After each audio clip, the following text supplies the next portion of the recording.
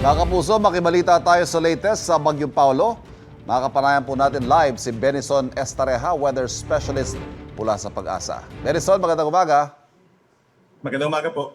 Nasa na ba ngayon ang Bagyong Paulo? Ano-anong lugar ang tutumbukin niya?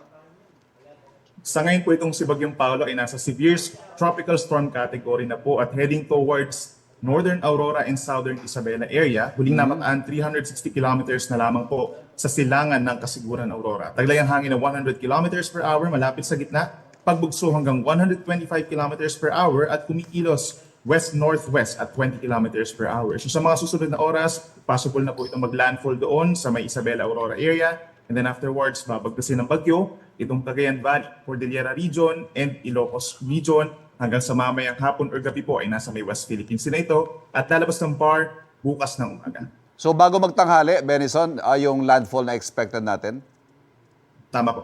Mamayang bago magtanghali. Bago magtanghali, okay. Wala namang nangyaring paglihis, ano? Ito yung forecast natin, forecast track from the start?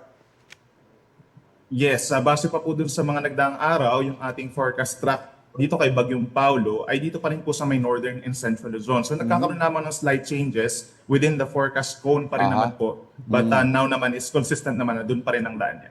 Posible kaya lumakas pa ang Benison, ang bagyo, bago mag-landfall? Yes, possible pa rin po umakyat ng bahagya itong bagyo or lumakas pa ng bahagya from 100 kilometers per hour. Yung ating estimated na lakas bago siya mag-landfall is 110 kilometers per hour. Nonetheless, mananatili pa rin malakas ang impact nito dun sa ating mga kababayan dito sa may norte. So medyo comparable yung lakas ng hangin lakas ng hangin niya dito kay bagyong nagdaang Opong. Kumusta naman yung rainfall na dadalhin itong si Paulo? Yung rainfall naman inaasahan dito kay Bagyong Paulo, expected po na dun sa mga dadaanan ng bagyo talaga dito sa may parting magsisimula yung malalakas na ulan sa Isabela, Quirino, Aurora, and then afterwards, almost the entire Cordillera region and Ilocos region magkakaroon din po ng mga malalakas na mga pag-ulan throughout the day po yan. Then other areas pa ng Luzon, kabilang Metro Manila, itong Southern Luzon, may mga light to moderate rains pa rin po as well as Western Visayas. Paalalahanan natin ang mga kababayan natin sa posibleng storm surge, Benison?